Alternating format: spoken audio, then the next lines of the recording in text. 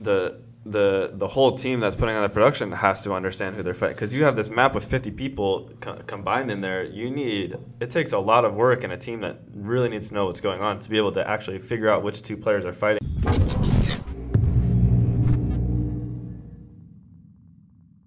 So this is highlights of Game 6 for the World Cup solos. So this is the final qualifying game. Gotcha. And so they're showing the prize pools right now. The battle bus has launched one more time. The Fortnite World Cup Finals ends right here. That's great production value. I was gonna say, I'm just gonna pause right here. Do you know how much work goes into just that scene? Right, just everyone populating all of the digital feeds and all of the things that you have to do to just pull off that one scene. The rate at which they came on, how they kind of sped up like the bus. That was cool. It's incredible. And even going into their overlay here with the updated top 10, and you have the live.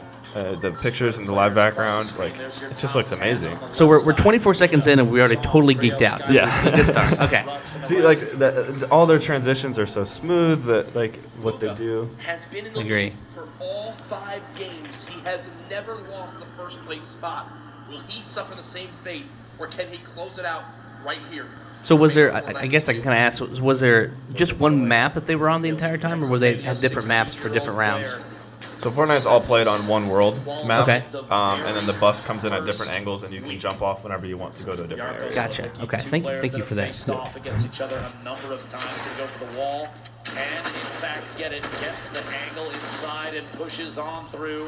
One thing I think really helps Fortnite in general in terms of being an esport is that third-person perspective, which back in the day, everybody hated third-person perspective games, so it actually kind of helps follow the action. And then they have the floater cameras here. This is so important to get people to understand. That's like the wide shots in football. Yeah, Overwatch was I think the first ones to that kind of style. I take that back. I think Call of Duty did it first. But yeah, it makes it a lot more interesting to be able to go bird's eye and then actually see what the players are doing. Like this next play here is pretty cool. Trying to find a way inside, pushing down through the outside.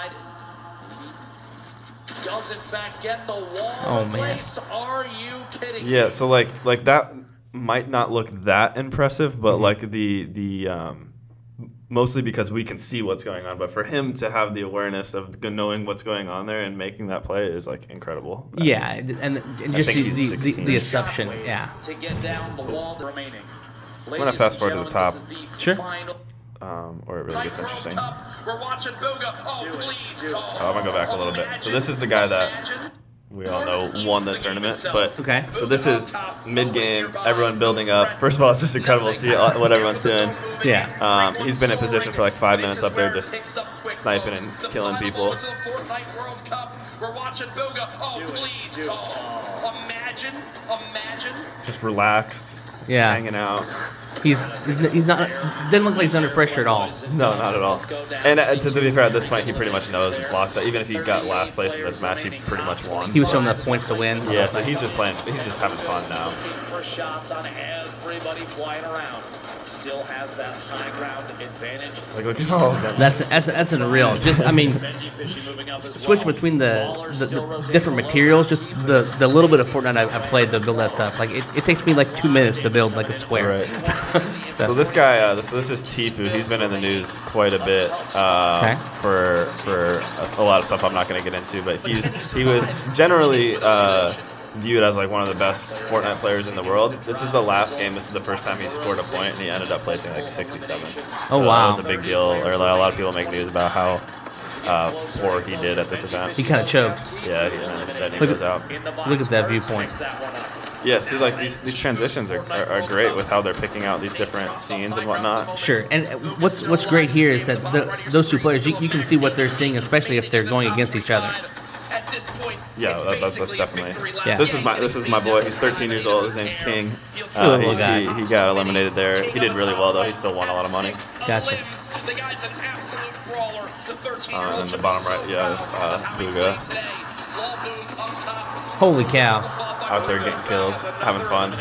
So it almost looks like he's observing people as they're building structure about where they hide within the structures that they build, and then And that's what's, the first couple times you play Fortnite, you think it's just run and gun, but there's a fair amount of strategy and almost like stealth aspects to it.